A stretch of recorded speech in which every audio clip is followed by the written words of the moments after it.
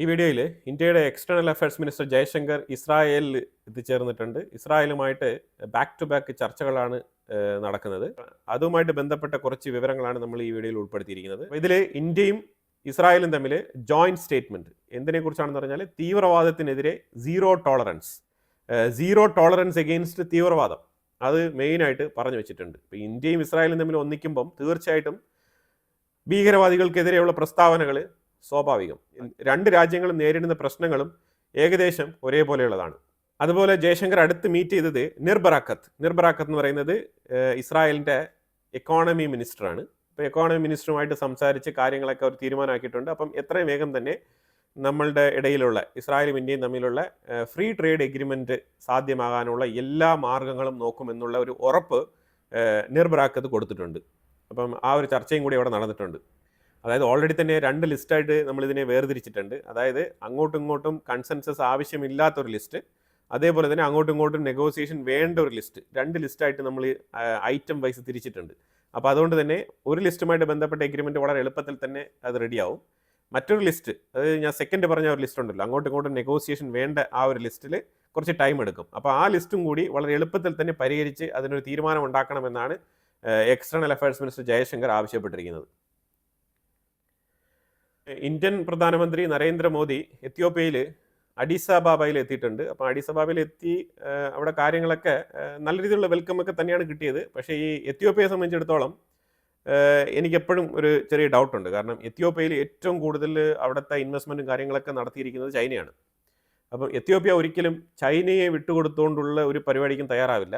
എത്യോപ്യയിലേക്ക് പോകേണ്ടത് നമ്മളുടെ ഈ ഒരു കാലഘട്ടത്തിൻ്റെ അനിവാര്യതയാണ്. അപ്പോൾ അതുകൊണ്ട് നമ്മൾ അവിടെ പോയി. ഇനിയിപ്പോൾ അതിനകത്ത് പറഞ്ഞിട്ട് കാര്യമൊന്നുമില്ല. എത്യോപ്യയെ സംബന്ധിച്ചിടത്തോളം ചൈനയുടെ ഇൻഫ്ലുവൻസ് വളരെയധികം കൂടുതലാണ്. അവിടുത്തെ റോഡ് ഡെവലപ്മെൻറ്റ്, ഇൻഫ്രാസ്ട്രക്ചർ തൊട്ട് പല മേഖലകളിലും ബെൽറ്റ് ആൻഡ് റോഡ് ഇനിഷ്യേറ്റീവിൽ ചൈന വളരെയധികം ലോൺ കൊടുത്തിരിക്കുന്ന ഒരു രാജ്യം കൂടിയാണ് എത്യോപ്യയുടെ പ്രതിനിധിയാണ് വേൾഡ് ഹെൽത്ത് ഓർഗനൈസേഷനിൽ തലപ്പത്തിരിക്കുന്നത്. വേൾഡ് ഹെൽത്ത് ഓർഗനൈസേഷൻ തലപ്പത്തിരിക്കുന്ന ടെഡ്രോസ് അദാനം. അപ്പം ടെഡ്രോസ് അദാനവും ചൈനയും തമ്മിൽ നല്ല രീതിയിലുള്ള ബന്ധമാണ്. ഇൻഫാക്ട് ചൈനയാണ് ടെഡ്രോസ് അദാനത്തിനെ സപ്പോർട്ട് ചെയ്ത് വേൾഡ് ഹെൽത്ത് ഓർഗനൈസേഷൻ്റെ തലപ്പത്ത് വെച്ചിരിക്കുന്നത്. കാരണം ചൈനയ്ക്കുള്ളിൽ നടക്കുന്ന പല റിസർച്ച് വർക്കുകളായിക്കോട്ടെ, പലതരത്തിലുള്ള ഹെൽത്ത് ഇഷ്യൂസ് ഒക്കെ ആയിക്കോട്ടെ, ഇതെല്ലാം വേൾഡ് ഹെൽത്ത് ഓർഗനൈസേഷൻ സപ്രസ് ചെയ്യുന്നത്, ചൈനയ്ക്ക് ഒരു ക്ലീൻ ഷീറ്റ് ഒക്കെ കൊടുക്കുന്നതിൽ ടെഡ്രോസിൻ്റെ പങ്ക് വളരെ വലുതാണ്. കോവിഡ് വന്ന സമയത്ത് ചൈനയുടെ ഇൻഫ്ലുവൻസ് വേൾഡ് ഹെൽത്ത് ഓർഗനൈസേഷനിൽ എത്രമാത്രം ഉണ്ടായിരുന്നു എന്നുള്ളതിൻ്റെ തെളിവ് നമുക്ക് മനസ്സിലാക്കാൻ പറ്റിയിട്ടുണ്ടാവും. അത് കാരണം വെച്ചാൽ ഒരു രീതിയിലും ചൈനയെ ഇനിഷ്യലി തള്ളിപ്പറയുന്നതോ അല്ലെങ്കിൽ ചൈന ഇങ്ങനത്തെ കാര്യങ്ങളൊക്കെ ചെയ്തുവെന്നോ അല്ലെങ്കിൽ ചൈന ഇത് ഹൈഡ് ചെയ്തെന്നോ ചൈനയ്ക്ക് ഇനിഷ്യലി തടയാൻ പറ്റുമായിരുന്നെന്നോ കൺട്രോൾഡ് മെഷേഴ്സ് എടുക്കാമായിരുന്നെന്നോ ഒരു രീതിയിലുള്ള സ്റ്റേറ്റ്മെൻറ്റും വേൾഡ് ഹെൽത്ത് ഓർഗനൈസേഷൻ പുറപ്പെടുവിച്ചിട്ടില്ല. അവസാനം പരമാവധി അമേരിക്കയുടെ സൈഡിൽ നിന്നൊക്കെ പല രാജ്യങ്ങളുടെയും വെസ്റ്റേൺ രാജ്യങ്ങളുടെയൊക്കെ പ്രഷർ കൊണ്ടാണ് പിന്നെ അവസാനം വേൾഡ് ഹെൽത്ത് ഓർഗനൈസേഷൻ 1-2 റിപ്പോർട്ടുകളൊക്കെ പുറത്തിറക്കിയത്. അപ്പോൾ ആ രീതിയിൽ ചൈനയെ കണ്ണും പൂട്ടി സപ്പോർട്ട് ചെയ്യുന്ന വ്യക്തിയാണ് ടെഡ്രോസ് അദാനം. അപ്പോൾ അങ്ങനത്തെ ആൾക്കാരൊക്കെ ഉള്ള ഒരു സ്ഥലമാണ് എത്യോപ്യ ചൈനയുടെ അണ്ടറിൽ തന്നെ കഴിഞ്ഞുകൂടുന്ന ഒരു രാജ്യമാണ്. അത് കൃത്യമായിട്ട് മനസ്സിലാക്കിക്കൊണ്ട് തന്നെയാണ് നമ്മൾ പോയിരിക്കുന്നത്. നമ്മളുടെ വിസിറ്റ് എത്യോപ്യയും ചൈനയും കൂടുതൽ ബന്ധം ശക്തിപ്പെടുത്താൻ വേണ്ടിയിട്ട് ഒരു സഹായകരമാവും. എനിവേ നമ്മളെന്തായാലും ഒരു പോസിറ്റീവായിട്ടുള്ള ഒരു എക്സ്പെക്ടേഷനോട് കൂടിയുള്ള ഒരു വിസിറ്റാണ് നമ്മൾ നടത്തിയിരിക്കുന്നത്. എന്തായാലും നമുക്ക് കാണാം. അതുമാത്രമേ നമുക്ക് എത്യോപ്യയെക്കുറിച്ച് പറയാനുള്ളൂ. അവിടെയും നമ്മൾ ഒരുപാട് കാര്യങ്ങൾ ഓഫർ ചെയ്തിട്ടുണ്ട്. പിന്നെ അവരുടെ താല്പര്യം പോലെ ഇരിക്കുന്ന കാര്യങ്ങൾ. എത്യോപ്യ അവരുടെ ഹയസ്റ്റ് ഓണർ അവാർഡൊക്കെ പ്രൈം മിനിസ്റ്റർ മോദിക്ക് കൊടുത്തിട്ടുണ്ട്. First world leader to receive this honour എന്നൊക്കെ അവർ പറഞ്ഞിട്ടുണ്ട്. ഇനിയിപ്പം ഇതുപോലെ ഒരുപാട് രാജ്യങ്ങൾ കൊടുത്തിട്ടുണ്ട്. പക്ഷെ എന്തായാലും നല്ലൊരു തുടക്കമാവട്ടെ എന്ന് വേണമെങ്കിൽ നമുക്ക് കരുതാം. അതുപോലെ തന്നെ ഗാസയ്ക്കുള്ളിൽ ഒരു ഇൻ്റർനാഷണൽ സ്റ്റെബിലൈസേഷൻ ഫോഴ്സുമായിട്ട് ബന്ധപ്പെട്ട് അമേരിക്ക ഒരു പോയിന്റ് പറഞ്ഞിട്ടുണ്ടായിരുന്നല്ലോ. അപ്പോൾ അതുമായിട്ട് ബന്ധപ്പെട്ട് കുറച്ചുകൂടെ ഡീപ്പർ ലെവലിൽ ചർച്ചകൾ നടക്കുകയാണ്. ഇപ്പം ആ സാഹചര്യത്തിൽ നമ്മൾ പറഞ്ഞിരുന്ന പോലെ തന്നെ തുർക്കിയെ അതിൽ നിന്നും മാറ്റി നിർത്തിയിരിക്കുകയാണ്. തുർക്കിയുമായിട്ട് ബന്ധപ്പെട്ട ഒരു ഫോഴ്സും ഈ ഇൻ്റർനാഷണൽ സ്റ്റെബിലൈസേഷൻ ടീമിൽ ഉൾപ്പെടുത്തേണ്ടതില്ല എന്നാണ് തീരുമാനം. ഇത് കൃത്യമായിട്ട് JD വാൻസ് ഖത്തർ റെപ്രസെൻറ്റേറ്റീവിനോട് ഈ കാര്യങ്ങളൊക്കെ ഷെയർ ചെയ്തിട്ടുണ്ട്. അതായത് ഖത്തറുമായിട്ട് ബന്ധപ്പെട്ടാണ് ഇപ്പം ഡിസ്കഷൻസ് ഒക്കെ നടക്കുന്നത്. അപ്പോൾ ആ സാഹചര്യത്തിലാണ് തുർക്കിയെ മാറ്റി നിർത്തിക്കൊണ്ടുള്ള ഒരു സെപ്പറേറ്റ് ടീം രൂപീകരിക്കാൻ വേണ്ടിയിട്ട് ഇപ്പോൾ ധാരണയായിരിക്കുന്നത്. ഇതിനകത്ത് നമ്മൾ ഇതിനു മുമ്പ് പറഞ്ഞിരുന്ന പോലെ ഇപ്പോൾ പാകിസ്ഥാൻ ഇതിനകത്ത് വരുമോ ഇല്ലയോ എന്നുള്ളത് അറിയില്ല. കാരണം പാകിസ്ഥാൻ ഓൾറെഡി തന്നെ പുറകോട്ട് വലിഞ്ഞു നിൽക്കുന്ന ഒരു സാഹചര്യമാണ്. കാരണം പാകിസ്ഥാൻ ഇപ്പോൾ ഇതിനകത്ത് ഇറങ്ങി വന്നു കഴിഞ്ഞാൽ പാകിസ്ഥാൻ്റെ ഉള്ളിൽ നല്ല രീതിയിലുള്ള പൊട്ടിത്തെറികൾ സംഭവിക്കും. കാരണം ഹമാസിൻ്റെ ഇൻഫ്ലുവൻസ് അവിടെയും ഉണ്ട് എന്നുള്ളതാണ് മനസ്സിലാക്കേണ്ടത്. അപ്പോൾ ആ സാഹചര്യത്തിൽ തുർക്കിയും പാകിസ്ഥാനും മാറി നിൽക്കുമെന്നാണ് മനസ്സിലാക്കാൻ പറ്റുന്നത്. കാരണം ഇവർ രണ്ടുപേരും മാറി നിൽക്കാനാണ് സാധ്യത. കാരണം അവർ ഭീകരവാദികളാണ്, അവരെ സപ്പോർട്ട് ചെയ്യുന്ന ആൾക്കാരുമാണ്. പിന്നെ അതിനകത്ത് നമ്മളൊരു റീതിങ്കിങ്ങിൻ്റെ ആവശ്യമില്ല. അതുപോലെ പഹൽഗാം ആക്രമണത്തിനെ തുടർന്ന് നടത്തിയ ഇൻവെസ്റ്റിഗേഷൻസ് എല്ലാം പൂർത്തിയാക്കി ചാർജ് ഷീറ്റ് കോർട്ടിൽ സബ്മിറ്റ് ചെയ്തിട്ടുണ്ട്. അത് 16-ാം തീയതിയാണ് കോർട്ടിൽ സബ്മിറ്റ് ചെയ്തത്.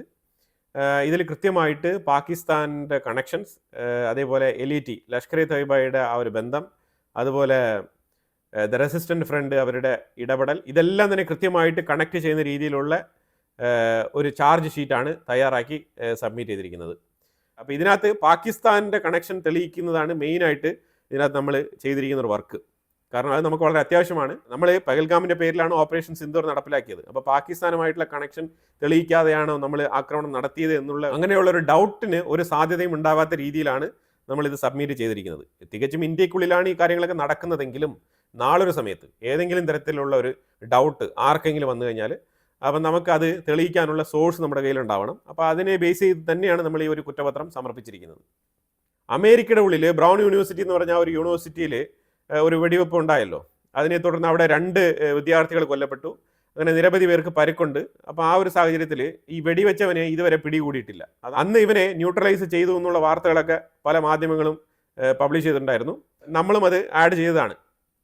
പക്ഷേ ഇപ്പോൾ മനസ്സിലാക്കാൻ പറ്റുന്നത് FBI കൃത്യമായിട്ട് അവന് വേണ്ടിയിട്ടുള്ള വാണ്ടഡ് നോട്ടീസ് പുറപ്പെടുവിച്ചിരിക്കുകയാണ്. പുതിയ ചിത്രം രൂപരേഖ തയ്യാറാക്കി അവൻ്റെ ചിത്രം പബ്ലിഷ് ചെയ്തിട്ടുണ്ട്. ഏതാണ്ട് 800 ക്യാമറ ഉണ്ട് ആ പരിസരത്ത്. 800 ക്യാമറയിൽ നിന്നും കൃത്യമായിട്ട് ഇവൻ്റെ ഇമേജ് കണ്ടെത്തി ഈ വ്യക്തിയെ ഇതുവരെ പിടികൂടാൻ പറ്റിയിട്ടില്ല എന്നുള്ളതാണ് അമേരിക്ക എന്ന് പറഞ്ഞ ആ ഒരു ലോക പോലീസിൻ്റെ ഒരു പരാജയം. അങ്ങനെ തന്നെ നമുക്ക് പറയേണ്ടി വരും.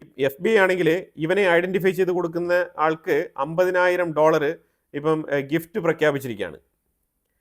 അപ്പോൾ അതാണ് ഇപ്പം നിലവിലെ അമേരിക്കയിലെ അവസ്ഥ. കോളേജിൽ വെടിവെപ്പ് നടത്തിയവനെ പോലെ ഇതുവരെ പിടികൂടാൻ പറ്റില്ല. അതിൻ്റെ ഇടയ്ക്ക് ഇന്നലെയും കൂടി ഒരു വെടിവെപ്പ്, അതും കൂടി അമേരിക്കയിൽ തുടരെ ഇങ്ങനെ നടക്കുകയാണ്. അതാണ് ഈ തോക്ക് സംസ്കാരം. ഈ തോക്ക് സംസ്കാരത്തിനെതിരെയാണ് ട്രംപ് എന്ന് സംസാരിച്ചത്. പല പ്രസിഡന്റുമാരും അവിടെ വന്നിട്ട് ഈ തോക്ക് സംസ്കാരത്തിനെ ഒന്ന് പരിഷ്കരിക്കണമെന്ന് വിചാരിച്ചിട്ട് ഇതുവരെ നടന്നിട്ടില്ല. FBI ഇന്നലെ ഒരു സംഭവം, വൻ സംഭവം എന്ന് കാഷ് പട്ടേൽ തന്നെയാണ് പ്രഖ്യാപിച്ചിരിക്കുന്നത്. പറഞ്ഞിരിക്കുന്നത് ഈ പാലസ്തീനിയൻ സപ്പോർട്ടേഴ്സ്, പ്രോ പാലസ്തീനി എന്ന് പറഞ്ഞ ആ ഒരു ഗ്രൂപ്പുമായിട്ട് ബന്ധപ്പെട്ട് പ്രവർത്തിക്കുന്ന ആൾക്കാർ ഒരു വലിയ വാഹനത്തിൽ പൊട്ടിത്തെറിക്കാനുള്ള കംപ്ലീറ്റ് സാമഗ്രികളും കുത്തി നിറച്ച് സിറ്റിയിൽ ഒരു വൻ സ്ഫോടനം ഉണ്ടാക്കാൻ വേണ്ടിയിട്ട് തയ്യാറെടുത്തിരുന്ന സാഹചര്യത്തിൽ FBI അതിനെ കൃത്യമായി കണ്ടെത്തി അവരെ മൊത്തത്തിൽ പിടികൂടിയിരിക്കുകയാണ്. ഇവരെല്ലാവരും പ്രോ പാലസ്തീനികളാണെന്നുള്ള സ്റ്റേറ്റ്മെൻറ്റും കൂടി പറഞ്ഞിട്ടുണ്ട്. അപ്പോൾ അതുകൊണ്ട് പ്രോ പാലസ്തീനികൾക്കെതിരെയുള്ള നീക്കങ്ങൾ അവിടെ കൃത്യമായിട്ട് നടക്കുന്നുണ്ട്. അപ്പോൾ അതുകൊണ്ട് എന്താണ് മനസ്സിലാക്കേണ്ടതെന്ന് പറഞ്ഞാൽ കാഷ് പട്ടേൽ തന്നെയാണ് ഡയറക്റ്റായിട്ട് ഈ സ്റ്റേറ്റ്മെൻറ്റ് പുറത്തിറക്കിയത്. അത് പറഞ്ഞത് ഞങ്ങൾ ഇങ്ങനെ ഒരു സംഭവം കണ്ടെത്തി അതിനെ ന്യൂട്രലൈസ് ചെയ്തിട്ടുണ്ട്, ബന്ധപ്പെട്ട ആൾക്കാരെ അറസ്റ്റ് ചെയ്തിട്ടുണ്ട്, അവരെല്ലാം തന്നെ പ്രോ പാലസ്തീനികളാണ് എന്നുള്ള സ്റ്റേറ്റ്മെൻറ്റ് FBIയുടെ ഡയറക്ടറായിട്ടുള്ള കാഷ് പട്ടേൽ തന്നെ ഡയറക്റ്റായിട്ട് പറഞ്ഞിരിക്കുകയാണ്.